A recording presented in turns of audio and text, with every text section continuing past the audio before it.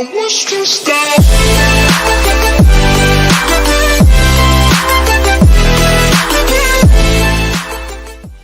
The Korean War, a conflict that has been basically all but forgotten in the UK, and other nations, that were involved in the conflict. The conflict /and usually referred to, as the Forgotten War. In fact, the only countries that probably really remember the conflict very well are China, North and South Korea, and civil wars tend to be very complicated topics with disputed starting points. First, we need to explain the relationship between Korea and Japan. Japan and Korea have had a very tense history. In fact, there is a war referred to as the Inchon War, where Japan attempted not one but two invasions of Korea. But thankfully, the Ming dynasty of China would come to Korea's aid both times. By the end of these two conflicts, over 1 million Korean civilians and soldiers people died. After this, Japan went into a 300-year isolation period until the United States forced Japan open to trade. Japan began industrializing and began eyeing up its neighbors. They defeated China and Russia, both, and then turned their eyes towards Korea. Korea was made a Japanese puppet state in 1905, and in 5 years later, in 1910, was officially annexed. The Japanese were horrible to the Koreans. They would brutally suppress the Korean language, and use brutal methods of execution, which would eventually lead to uprising.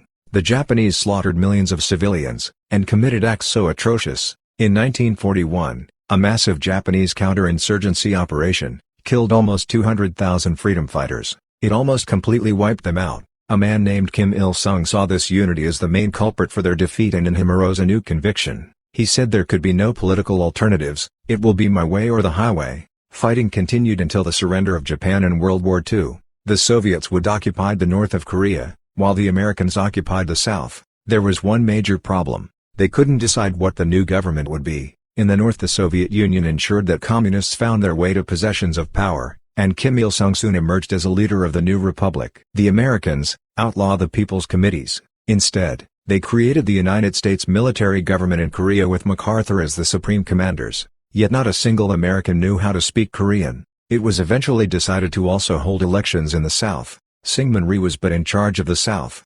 On April 3, 1948, people revolted along the northern coast of Chu and attacked 11 police stations as a response to Syngman Rhee winning 180 out of 196 votes. United States helped assist the South Korean army in putting down the rebellion. 60,000 people were dead, and of the 400 villages only 170 remained. After the North Koreans helped to aid the Communist Chinese during the Chinese Civil War, the new Chinese government promised to help the North Koreans, in the worst-case scenario. The Soviet Union also helped build up North Korea's military, so it had a big advantage over the South. Skirmishes, up until 1950, would happen across the 38th parallel. Now this claim is very disputed to this day, but, on May 4, 1949, the South attacked the North's position at Kaesong. In early August, the North attacked units occupying a small mountain, north of the 38th parallel, killing hundreds. The only question was which Korea would lose patience and strike first. North Korea saw this as an opportunity. Now they had a justification to obliterate South Korea at all costs, and reunify the peninsula under his own communist regime. In March of 1950, Kim Il-sung met with Joseph Stalin in Moscow. Stalin agreed to support North Korea's future invasion of the South. Now this was the Cold War. This was a time when the Soviet Union and the United States were influencing proxy conflicts around the globe. On June 25, 1950, 75,000 North Korean soldiers crossed the 38th parallel to invade the South. The North Korean army were pushing towards the capital of Seoul, capturing Kaesong and Uijeongbu. In 3 days, the North Koreans captured Seoul. U.S. President Harry Truman asked the United Nations to step in to help defend South Korea. The United Nations wasn't responding quickly enough, so Truman went ahead and ordered American troops to support South Korea. The United Nations responded with 16 UN countries agreeing to fight in the war. The United States, United Kingdom, Canada, Turkey, Australia, New Zealand, Philippines, Luxembourg, Ethiopia, Colombia, Netherlands, Greece, France, Thailand, South Africa, and Belgium. The North Koreans couldn't believe it. It was like the entire world was against them. The North Koreans knew they had to push fast. The US would contribute the most with 300,000 forces, and about 40% of all fighting weapons came from the United States. The commander of the UN forces would be the famed World War II Pacific Theater General, Douglas MacArthur. At dawn on July 5, Task Force Smith engaged the KPA for the first time at the Battle of Chosin but their equipment proved useless against KPA tanks, and they were quickly overwhelmed. However, they did hold just long enough for the bulk of the 24th Infantry Division to secure Pusan. Unfortunately, all other actions the 24th participated in afterward were abject failures, and the unit eventually sustained over 6,000 casualties including its commander, but these sacrifices bought time for the United States to mobilize its full military might. Within days, America had established total air and naval superiority, the Korean sky constantly filled with withering bombing raids on both the invading army and North Korean infrastructure. Yet Kim Il-sung refused to back down, and on August 4, the KPA launched an all-out assault on the perimeter around Pusan. The KPA found the Americans well dug in, and the assault morphed into a protracted battle of attrition. But the perimeter came close to collapse on August 15, when a push across the Naktung River by the KPA's elite troops managed to carve a salient known as the Naktung Bridge. Oh yeah, I forgot to mention that helicopters would play a big role in this conflict, and helicopters were a relatively new thing, only first being used a little bit during World War II. So that's pretty neat. Only the timely arrival of reinforcements averted disaster. All while American air and naval assets kept the North Koreans from consolidating their gains, as they proceeded to devastate KPA supply lines.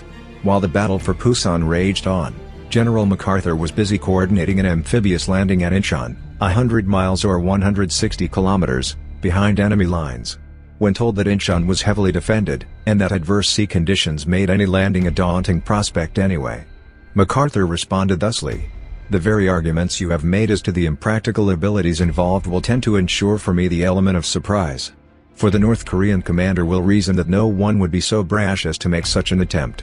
In late August, the plan was approved. In July 1950 in Nagunri, American soldiers machine-gunned hundreds of helpless civilians, who had taken refuge under a railroad bridge. According to survivors, they returned again and again for 3 days, who tried to hide in drain pipes. The UN would land at Inchon on September 15, 1950. They had major success, and recaptured Seoul by the end of September. The North Koreans panicked and retreated back to the 38th parallel. The Allies found several mass graves by the North Korean mistreatments would be common throughout the war. There is also well-documented evidence of mass executions of US and South Koreans. Major war crimes would be seen from both sides during the conflict. Now, the UN forces would go on the offensive. They would push deep into North Korea. On October 29, 1950, the Allies captured Pyongyang, the North Korean capital. The U.S. Joint Chiefs of Staff ordered MacArthur to prepare the way for a unification of a free and independent Korea. What the UN coalition didn't realize was this would awaken a sleeping giant: the People's Republic of China. 300,000 Chinese soldiers crossed the border into Korean territory. A new phase of the war now commenced. The first Chinese offensive began on October 25, with an easy victory at the Battle of Unsan. But the People's Army did not press its advantage, withdrawing quickly back into the mountains. Then just a week after the first offensive, the North Korean winter set in, with temperatures dropping to -8 degrees Fahrenheit or -22 degrees Celsius, accompanied by howling gales. In spite of these appalling conditions, MacArthur insisted that the offensive continue. But the second encounter with the Chinese at the Changshan River on November 25 was a disaster, with the ROK 2nd Corps being wiped out, and the U.S. 8th Army being thrown into a disorderly rout. Then on the 27th, the 30,000-strong Tenth Corps were encircled by over 120,000 Chinese soldiers near the Chosin Reservoir. For 17 days, the Americans fought desperately to escape the trap before finally breaking out to the port of Hangnaim, where they were evacuated. The survivors were dubbed the Chosin Few in a bitter play on words. Chosin Reservoir was a horrendous battle, with Chinese forces regularly offering no quarter to their American adversaries. Left with no choice, the UN was forced to go on the offensive. The Chinese and North Koreans would push the UN forces back. By January of 1951, they captured Seoul once again. Now, President Harry Truman wasn't happy with Douglas MacArthur. Douglas MacArthur promised that China wouldn't get involved, yet they ended up getting involved anyway. Douglas MacArthur would say, "Now we face a new war." And now, Douglas MacArthur wanted to use nuclear weapons on China. Harry Truman strongly rejected the idea of using the atom bomb on China, because not only would it kill tons of innocent people in China, but it would also escalate with a nuclear war with the Soviet Union. He then went to the media and started trash-talking Truman about not letting him use nukes on China. He even sent a threatening ultimatum to China. Harry Truman decided to fire Douglas MacArthur, and was replaced with Matthew B. Ridgway. The Battle of Kmyangjiangni, fought from January 25 to 27, 1951, is remembered in Turkish military history as a defining moment for the Turkish Brigade during the Korean War. From the Turkish perspective, the battle came at a crucial time, as the brigade sought to restore its reputation after difficult earlier engagements such as the Battle of Chosin and the Battle of the Chosin River. Under the command of Tzimisk, the brigade entered the fight determined to prove its effectiveness within the United Nations command. The battle took place as part of Operation Thunderbolt, during which Turkish forces were attached to the 25th Infantry Division. The terrain around Gyeongjongri was harsh and unforgiving, consisting of frozen hills, narrow valleys, and limited visibility, all of which favored the infiltration tactics of the 150th Division. Turkish soldiers anticipated intense night combat and understood that they would likely face a numerically superior enemy using encirclement tactics. When contact began on January 25, Turkish units quickly realized they were facing a large and determined force. Instead of adopting a defensive posture, they immediately launched aggressive counterattacks, reflecting a doctrine that emphasized constant pressure on the enemy. As the fighting intensified, particularly during the night of January 25 to 26, the battle devolved into close-quarters combat. Turkish soldiers relied heavily on bayonet charges and hand-to-hand fighting, using shock tactics to disrupt Chinese assaults and negate their numerical advantage. The Chinese forces launched repeated attacks on January 26, attempting to overwhelm and encircle Turkish positions. From the Turkish perspective, these assaults were relentless and came from multiple directions, creating a chaotic battlefield environment. Despite this, Turkish units held their ground, relying on strong leadership from officers and non-commissioned officers, as well as coordination with supporting U.S. artillery. When communication broke down, junior leaders often took independent action, maintaining cohesion and preventing collapse. By January 27, the momentum had shifted. Turkish forces recognized that the Chinese attacks had weakened, and they seized the initiative by launching coordinated counterattacks alongside U.S. units. Advancing across the battlefield, they cleared enemy positions and forced the Chinese to withdraw. The battle was a decisive Turkish victory. However, this was only the beginning of what other nations could do. The Battle of Ulsan took place on April 22 to 23, 1951, during the massive Chinese spring offensive in the Korean War. At the center of the fight was the 10th Battalion Combat Team from the Philippines, part of the United Nations forces defending key positions north of Seoul. As Chinese forces from the People's Volunteer Army launched a large-scale night assault, they targeted a weak point between UN units, right where the Filipino battalion was positioned. Outnumbered and under intense artillery and infantry pressure, the Filipinos suddenly found themselves exposed when neighboring units were forced to withdraw. Despite the risk of encirclement, the battalion held its ground. Led by Captain Conrado Yap, the Filipinos launched a daring counterattack to stabilize their line. Fighting at close range through the night, they repelled repeated waves of Chinese troops. Captain Yap was killed while leading from the front, but his actions helped prevent a complete breakthrough. The battle became a desperate defensive stand. Ammunition ran low, communications broke down, and positions were nearly overrun, but the line did not collapse. By morning, the Chinese offensive in that sector had stalled. The stand at Ulsan played a crucial role in slowing the broader Chinese advance toward Seoul, buying time for UN forces to regroup and reinforce their defenses. As waves of Chinese troops surged south toward Seoul, a vital defensive position near the Kapyong Valley became the last line blocking their advance.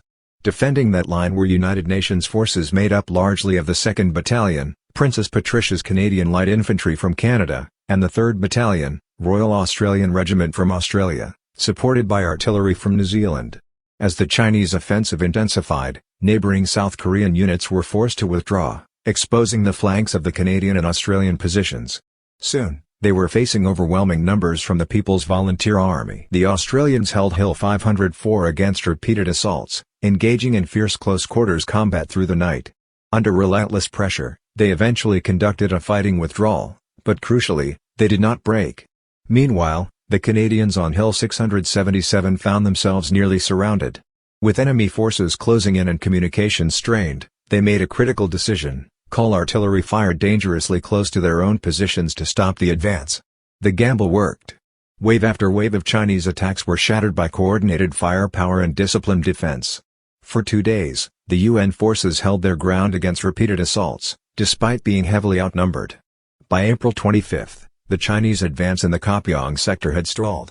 The road to Seoul remained in UN hands. Now the war had eventually turned into a stalemate at this point. In July, peace talks would begin, but a compromise could not be found. Meanwhile, fighting continued, as American pilots fought in the air against Soviet pilots, using Chinese jet fighters and wearing Chinese uniforms. The U.S. made use of its air superiority to break the North. Have to run out of targets to bomb, the U.S. began attacking hydroelectric dams, which would flood crops and ruin farmlands.